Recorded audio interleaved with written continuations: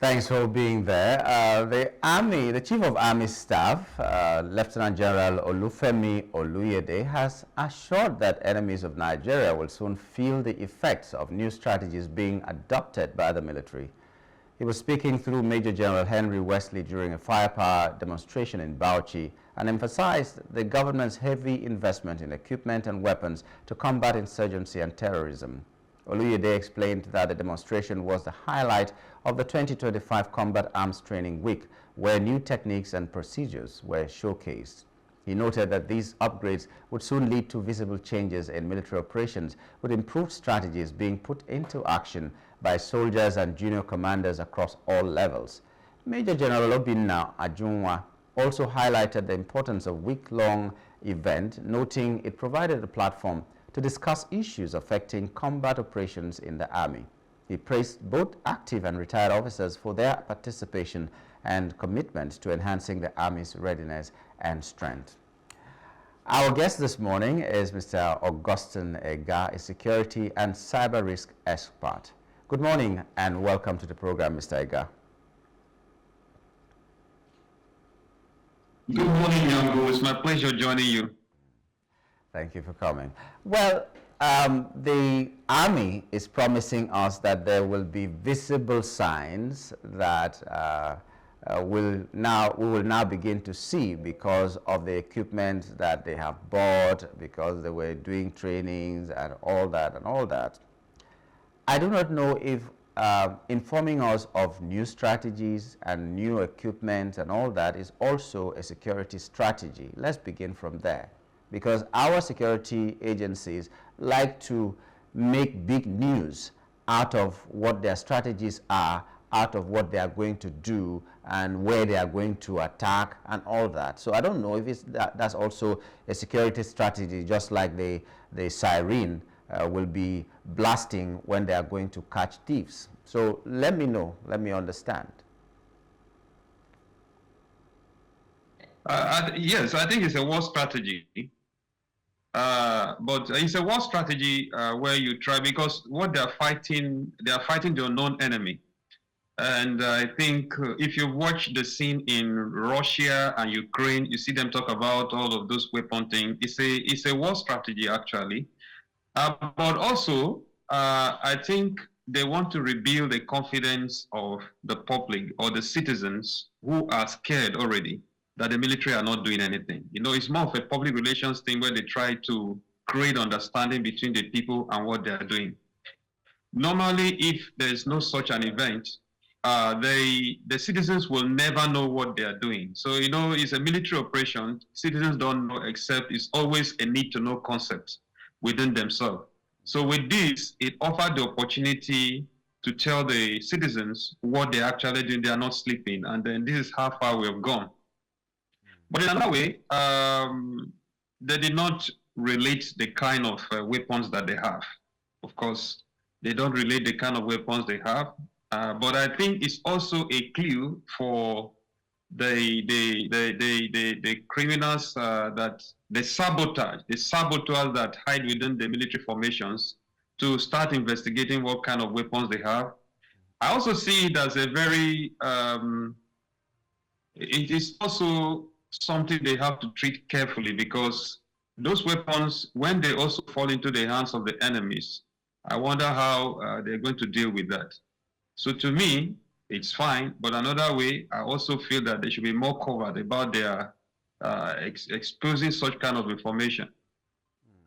Because I was wondering why every time it's like this, we are going to attack Burma, we are going to attack this and all that, and then the people, the bandits or the criminals already know where you're going to, and they plan whatever they're supposed to do. It's almost as if they're sending a covert message to them that we're coming here, so give way so that we don't hurt you and all that. So it worries me, and maybe some other people, why this happens the way it happens. But you know, the security situation in Nigeria from the government is getting better, and from the people who are ordinary citizens, it seems to be getting worse. Some state governors have come out to say that most of their lands have been taken by these terrorists, by bandits, by the people who not only sack these people from their villages, but also occupy the land in these places that they are sacking the people, which means these people are known. So I don't know why there is still a problem of rooting out this insecurity in Nigeria when these people are known faces. What is the challenge? What could be the challenge?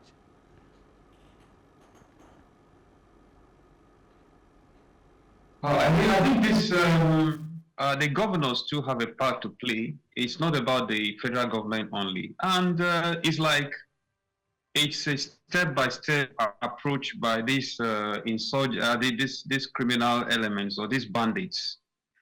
They've been profiling all these places, and they see that there is a weakness already in all these areas before the attack and the strike that they have made. The government, the state government, I'm very concerned. Are they really spending the security budget on what they should be doing? Because if they do that, and if actually they want to give the lands, like they said, they should give lands to headsmen and all of that, who are these headsmen? Because there should be a format, or there should be a formal way of recognizing these people as headsmen. But what we are seeing is that the state government who have not done enough. We should not leave everything for federal government. Federal government, they are getting an allocation, they are getting budget to protect their own citizens in every state. And so this blame passing should stop. The state governors should get serious. I can witness what is happening here within Lagos and Oyo states, and even on those states. They are doing a lot. The state governors are doing a lot. They also take suit. They should follow suit with what these people are doing to protect their people. Okay, but in the states that you have mentioned, even if they don't have state police, they have a Motekun and all that. Is it a thing that you would want to encourage it in everywhere, in every state, or they should expedite action to make sure that the state police is created? Because I was asking another person, what's the rationale behind giving security votes to governors that cannot have full command of the police or army in their own states? Because it doesn't make sense to me. I'll only collect that money, buy vehicles for the police, but I cannot command them to do what I think they should do. I think, Nyamgo, security is more than buying equipment. Just like where we started, security is more than buying equipment. All this boasting and we've bought equipment, we've done all this, we've done that. I can tell you that it's more than that. The battle is won before it is fought. That is my understanding of security.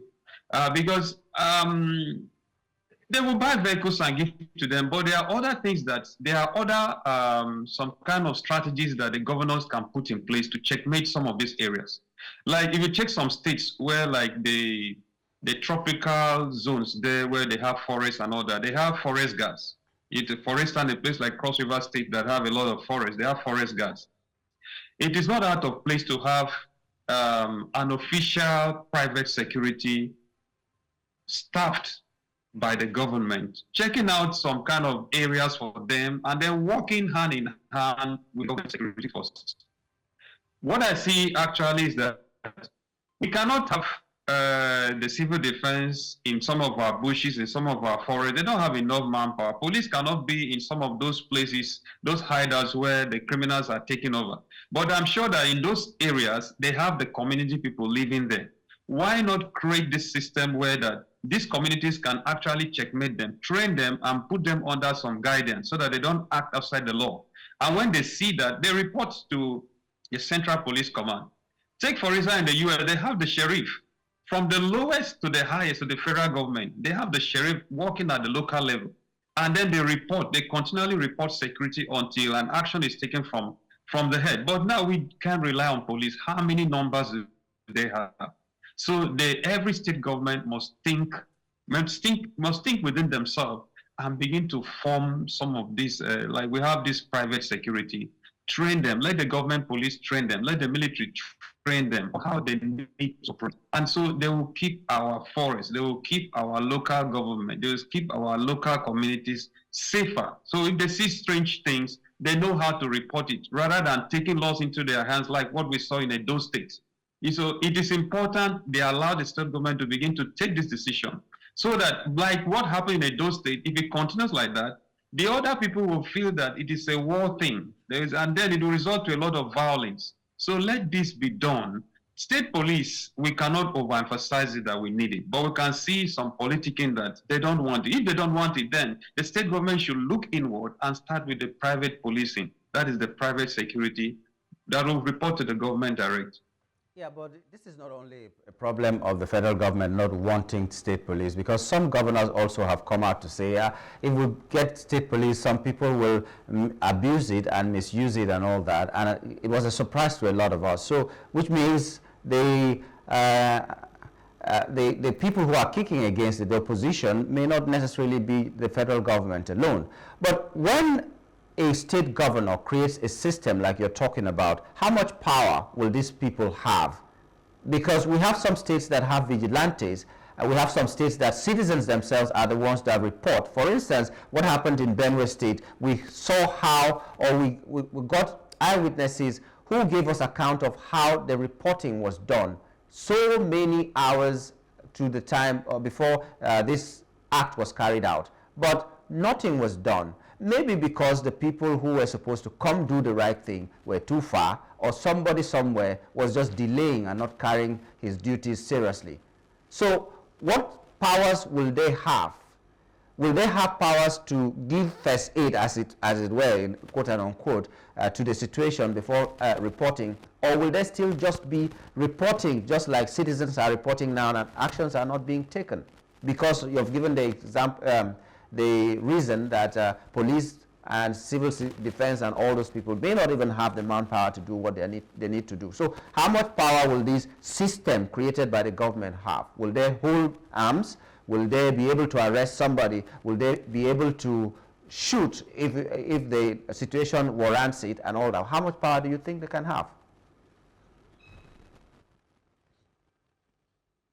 I think what they can do at that level is intelligence gathering and reporting. That is, you see, they observe and report. And handling of arms is left for the government to decide at the highest level. Because we know that they can abuse that kind of a situation, and we know it has happened before. But let us start from somewhere. The state police, like you said, some state governors have rejected it. And now we are having increasing security in their own states. To me, it is a shame because they don't feel it, but that's a failure on that state governor or whoever it is that is placed under the administration. Because one of the main reasons of every governor or every leader is to provide security and safety for their people. It is also a lack of understanding for some of these governors that are chosen to do their duties. So I see that these guys, for now, they cannot hold arms, but there are certain arms that they can hold. We know that there are certain arms they can hold, there are some they cannot hold. And if only they will allow them to use arms, they have to be trained. But for now, let us start from intelligence gathering and reporting. And then if that has been done and there's a delay somewhere, it means someone who's supposed to take up the case is not doing his job. We know where the failure is coming from. Of course, reporting these incidents to the police, the local police, or to whoever that's supposed to take a reactive action, I'm sure the communities do that quickly. Because if I see someone who a strange face behind me and trying to kill me, I will also do anything I can to report it. But whoever that do the reinforcement to come is where the problem is. And I'm sure that is where the government should come in. We should have a structure. If there is a structure, that reporting line will be very fast. But if there's no structure, there will be delays. What kind of structure? Because police have their own way of thinking. What kind of structure? What should be in that structure? How should the reporting be done? If you were to advise them on having this structure, what do you think should be put in place now? Of course, like normally in every security setting, there's command and control is a very serious discipline that every security personnel should have. A superior order is always a superior order. Like if you take, for instance, in states where they have this functioning and working well, Amotekun, and especially in your state where Amotekun is working very well, They have this command and control where they can, from every zone and every region, they have their patrols. And there's a way they report to the immediate boss, and that one takes the information, of course, maybe to the operation boss or whoever that they have. I think they have up to the commissioner of police. The office is not too far from those areas, so not too far from the state government. They have that reporting structure, and they also know that they have been officially employed and trained and then equipped. There will be that discipline that they will not act outside the law. So this is very important. Wearing uniform is an authority. So these people wear their uniforms and they come to work as normal people day and night. This is the kind of structure that I mean. But take for instance, in a place like Benue State, where those things don't exist right now. Assuming I'm the one in the control center and I receive such a message that they are attacking at this place, normally the police come into them. There's also some thinking, or there will be some kind of a caution from whoever that's receiving that message. Assuming maybe it's the police or whoever that's receiving it, that maybe it will be a trick from the other, from the bandit themselves to ambush and kill them. A lot of these things is happening, so they could delay. When they delay, doesn't mean they are not coming. They are strategizing. They are making sure that this intelligence is credible. But when they have a structured organization working with them, when this message comes, they know that, okay, this is a recognized partner in fighting this crime, and they will respond quickly, more quickly than what we Well, I do hope that all the regions in Nigeria will replicate what is happening in the southwest, where they have the Amotekun. I know the southeast tried to do this. The Eastern Security Network, it failed. Ebubeagu, it failed. And I don't know why that happened. But we also need that in the south-south. We need that in the middle belt. Middle belt is mulling the idea of having a common security network like the Amotekun as well. So let them borrow a template from Lagos, from Southwest, and see how it can work also, and adopt it to their own environment and see how that works. Well, we thank you for your time, Mr. Egar, this morning. We do hope that those who are supposed to listen are listening actually, and they are going to do the needful. Thank you for your time this morning.